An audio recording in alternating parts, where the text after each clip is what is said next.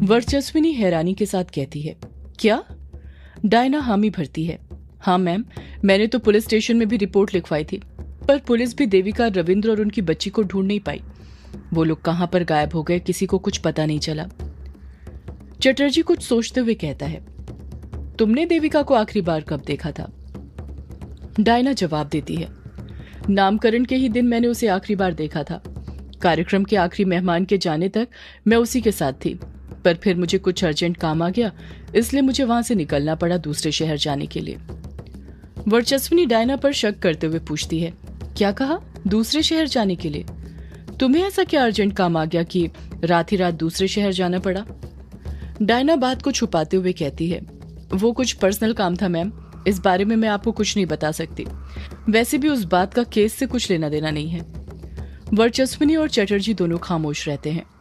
Diana मायूसी के साथ कहती है, अपना काम खत्म करके अगली सुबह जब मैं वापस आई तो मैंने देखा देविका के घर पर ताला लगा हुआ था। मुझे लगा हो सकता है वो कहीं गई होगी, पर जब वो शाम तक वापस नहीं आई तो मुझे उसकी फिक्र होने लगी। मैंने देविका और रविंद्र दोनों को कॉल किया, पर किसी का फोन नहीं लगा और मैंने उनकी गुमशुदगी की रिपोर्ट लिखवा दी। देविका और उसके परिवार के गायब होने के बाद ही उनके घर के आसपास जितने घर थे वो खाली होने लग गए। पता नहीं क्यों लोग वो जगह छोड़कर जाने लग गए। कहते थे कि वो एरिया श्रापित हो चुका है क्योंकि वहां पर जादूगरनी के कदम पड़े थे, मायाधारी जादूगरनी के। चटर्जी फिर डायना पर शक करते हुए पूछता है, तुम वो जगह छोड़कर क्यों नहीं गई? डायना चटर्जी के सवाल का जवाब देती है, क्योंकि मुझे उम्मीद थी कि देविका एक दिन जरूर लौट कर आएगी, और ऐसे कैसे मैं अपना घर छोड़कर चले जाती?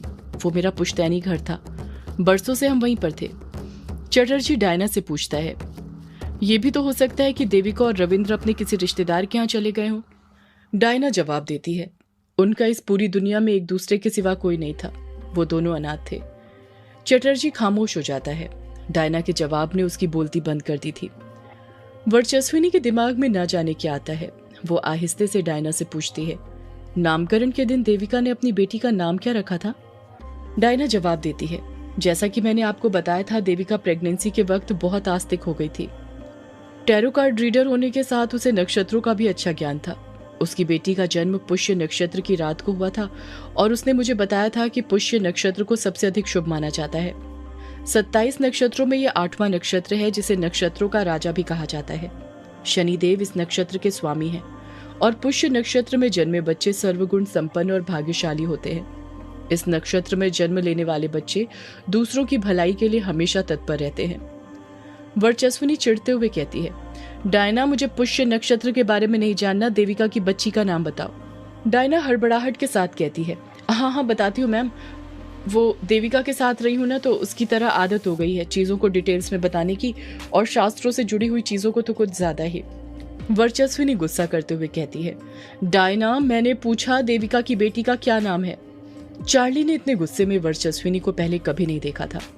चार्ली मन ही मन सोचने लग जाता है, ये मैडम जी इतनी सी बात के लिए इतना गुस्सा क्यों कर रही है डायना पर? नाम ही तो है, बता देगी। डायना वर्चस्विनी के सवाल का जवाब देते हुए कहती है, देविका बहुत परेशान थी कि वो अपनी बच्ची का क्या नाम रखे, क्योंकि कहते हैं जिस तरह बच्चे का नाम रखा जाता है उसके अंदर वैसे ही गुण आते हैं। बच्चों पर नाम का बड़ा असर पड़ता है। बहुत सोचने समझने, नक्षत्रों, ग्रहों, राशि को समझने के बाद देविका ने अपनी बच्ची का नाम तारा रखा। जैसे ही डायना ये बात बोलती है, वर्चस्विनी के पैरों तले जमीन खिसक जाती है। चार्ली बीच में दखल देते हुए कहता है, मैडम जी देखिए क्या इत्तेफाक है, आपकी बेटी का नाम भी तारा है। वर्चस्विनी कुछ जवाब नहीं देती है। वो गहरी सोच में डूब गई थी। उसे लगने लग गया था कि कहीं उसका शक सही तो नहीं, देविका और रविंद्र ही तो कहीं तारा के असली माता पिता नहीं। पर वो अभी भी पूरी तरह कंफर्म नहीं हुई थी और वो कंफर्म होना चाहती थी, इसलिए वो यही सोच रही थी कि कैसे कंफर्म करे कि तारा देविका की बेटी है या नहीं। और ये सब वो डायना से सबके सामने भी पूछ नहीं सकती थी, क्योंकि वो किसी को नहीं बताना चाहती थी कि तारा उसकी बेटी नहीं है। वर्चस्विनी ये सब सोच ही रही थी कि तभी चटर्जी उसे टोकते हुए कहता है, कहाँ खो गई मैम आप कुछ सोच रही है मैम? वर्चस्विनी डायना से पूछती है, अब मायाधारी कहाँ पर है डायना? डायना जवाब देती है, पता नहीं मैम, पर सुना है वो उन 7 पहाड़ियों में से ही किसी एक पहाड़ी की गुफा के अंदर रहती है। मायाधारी के सामने जाना मतलब अपनी मौत के सामने जाना, और मैंने तो सुना है कि अब उसने लोगों की आंखें निकालनी भी शुरू कर दी है, जिसकी मदद से अब उसको सब दिखाई देने लग गया है। चटर्जी शॉक्ड होते हुए कहता है, क्या? How it's possible? डायना अपनी बात पर अडिग रहते हुए कहती है, तंत्र मंत्र की दुनिया में सब कुछ पॉसिबल है सर। माना मेरी बातों पर विश्वास करना आसान नहीं है, पर यकीन कीजिए मैंने अभी तक जो बताया है सब सच है। वर्चस्विनी के दिमाग में कुछ चलने लग जाता है। वो चार्ली से कहती है, चार्ली, ये सब बातें तो तुम भी यहाँ आकर हमें बता सकते थे, इसके लिए डायना को यहाँ लाने की क्या जरूरत थी? चार्ली वर्चस्विनी को समझाते हुए कहता है, मैडम जी, हम डायना को लेकर नहीं आए हैं, बल्कि डायना खुद यहाँ पर आना चाहती थी। वर्चस्विनी हैरानी के साथ डायना से पूछती है, डायना, तुम खुद यहाँ पर आना चाहती थी, पर क्यों? डायना जवाब देती है, वो क्या है ना मैडम जी, जब मुझे पता चला कि चार्ली और जाटव जी मेहंदी पथार पुलिस स्टेशन से आए हैं तो मैं बहुत खुश हो गई थी, क्योंकि ये अपने मेहंदी पथार में ही बंगला मुडा गांव है ना, वहीं पर मेरी कजन रहती है, तो सोचा क्यों ना उससे मिलने ही आ जाओ।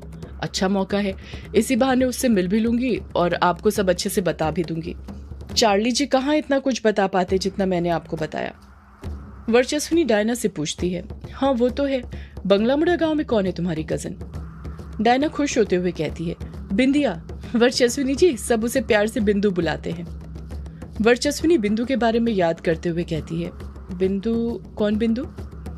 डायना कुछ जवाब देती है उससे पहले ही चार्ली बीच में बोल पड़ता है, मैडम जी वही बिंदु जिसकी चाय नाश्ते की दुकान है बंगला मुडा गांव में। डायना हामी भरती है, जी हाँ वही चार्ली जी, वही है मेरी कजन। वर्चस्विनी, चटर्जी, चार्ली और जाटव सब खामोश रहते हैं। डायना एक एक करके सबके चेहरे की तरफ देखती है और जब उसे लगने लग जाता है कि कोई उससे कुछ सवाल नहीं पूछने वाला तो वो हिचकिचाते हुए वर्चस्विनी से कहती है, अगर आप लोगों का सवाल पूछना खत्म हो गया हो तो क्या अब मैं जा सकती हूँ? मुझे मेरी बहन बिंदु से भी मिलना है। वर्चस्विनी खोए हुए अंदाज में जवाब देती है, हाँ तुम जा सकती हो। चार्ली हड़बड़ाहट के साथ कहता है, मैं छोड़ देता हूँ, तुमने हमारी इतनी मदद करी तो थोड़ी हम भी कर सकते हैं ना। डायना कुछ नहीं कहती, चुपचाप चार्ली के पीछे पीछे जाने लग जाती है। चार्ली और डायना बैग लेकर पुलिस स्टेशन से बाहर निकलने ही वाले थे कि तभी वर्चस्विनी उन्हें रोकते हुए कहती है, 2 मिनट चार्ली। चार्ली और डायना वहीं पर रुक जाते हैं। चार्ली पीछे मुड़ते हुए कहता है, जी मैडम जी कहिए। वर्चस्विनी अपने कदम आगे बढ़ाते हुए कहती है, तुम रहने दो चार्ली, मैं डायना को बंगला मुडा छोड़कर आती हूँ। चार्ली मना करते हुए कहता है, मैडम जी आप क्यों तकलीफ कर रही हैं, मैं छोड़कर आता हूं ना। वर्चस्विनी चार्ली के हाथों से जिप्सी की चाबी लेते हुए कहती है, तकलीफ तो तुम ले रहे हो चार्ली, तुम अभी सफर करके आए हो ना, तो आराम करो। डायना को बिंदु के पास पहुंचाने की जवाबदारी मेरी। चार्ली कुछ कहता उससे पहले ही वर्चस्विनी डायना के साथ पुलिस स्टेशन से बाहर निकल जाती है। चटर्जी को वर्चस्विनी का ऐसा स्वभाव बहुत अजीब लगता है, पर वो खामोश रहता है। शाम के 7 बज रहे थे और इस तरफ ग्रेवयार्ड कोठी के अंदर युग और अभिमन्यु एक कमरे के अंदर बैठे हुए थे। युग ने अपना उल्टा हाथ सामने करके रखा हुआ था, जिस पर एक पानी की बूंद की तरह निशान बना हुआ था, जो इस वक्त नॉर्मल था, लाल नहीं। अभिमन्यु मैग्नीफाइंग ग्लास की मदद से वो उस निशान को बड़ी बारीकी के साथ देखे जा रहा था। उन दोनों के सिवा इस वक्त कमरे के अंदर कोई नहीं था। युग मुंह बनाते हुए कहता है, ये जब से तू मेरे हाथ में क्या देख रहा है अभिमन्यु? अभिमन्यु युग के हाथ की कलाई पर बने निशान को देखते हुए कहता है, तू 2 मिनट चुप रहेगा, मुझे मेरा काम करने दे। युग मन ही मन सोचता है, ये मेरे हाथ में देखकर अपना क्या काम कर रहा है। अभिमन्यु उस बूंद के निशान पर अपनी उंगली फेरते हुए कहता है, यही वो निशान है ना जो कभी कभी जलन देता है, जिसके कारण तेरा पूरा हाथ जलन करने लग जाता है। युग हामी भरते हुए कहता है, हाँ यही है, पर तू ये सब अब क्यों पूछ रहा है? तुझे तो बताया था ना मैंने इस निशान के बारे में। अभिमन्यु युग के सवालों को काटते हुए कहता है, ये निशान जन्म से नहीं है ना तेरे हाथ में? युग अपनी नजरें चुराते हुए कहता है, हाँ नहीं है, और मैंने तुझे ये भी बताया था कि कब से ये निशान मुझे दिखने लगा है।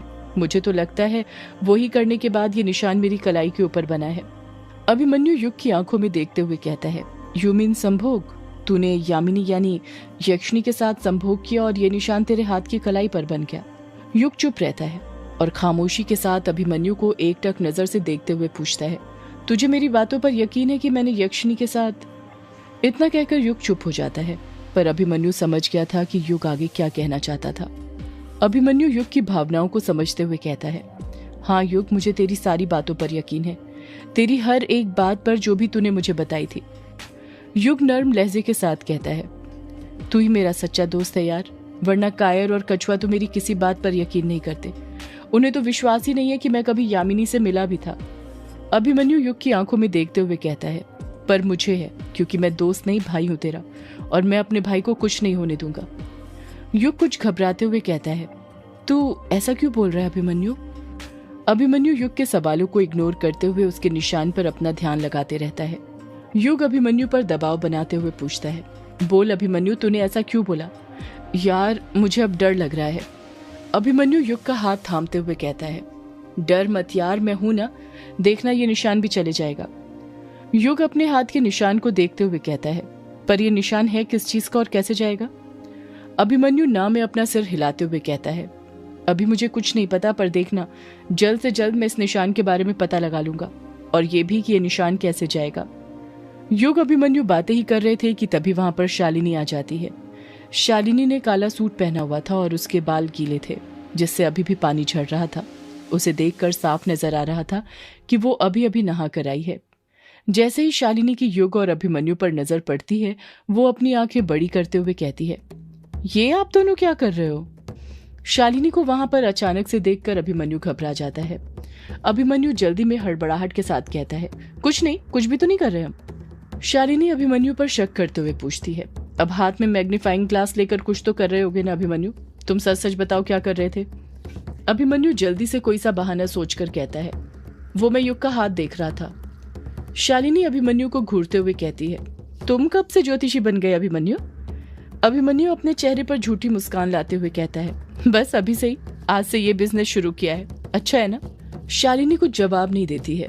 अभिमन्यु की बातें सुनकर वो समझ गई थी कि वो उससे झूठ बोल रहा था और उसे सच तो कतई नहीं बताने वाला था। शालिनी मन ही मन सोच ही रही थी, अभिमन्यु आखिर मैग्नीफाइंग ग्लास के साथ क्या कर रहा होगा। तभी उसकी नजर युग की शर्ट पर पड़ती है और वो नोटिस करती है कि युग ने अपने सीधे हाथ की शर्ट की आस्तीनें नीचे करके रखी हुई थी और उल्टे हाथ की आस्तीनें ऊपर चढ़ाकर रखी हुई थी।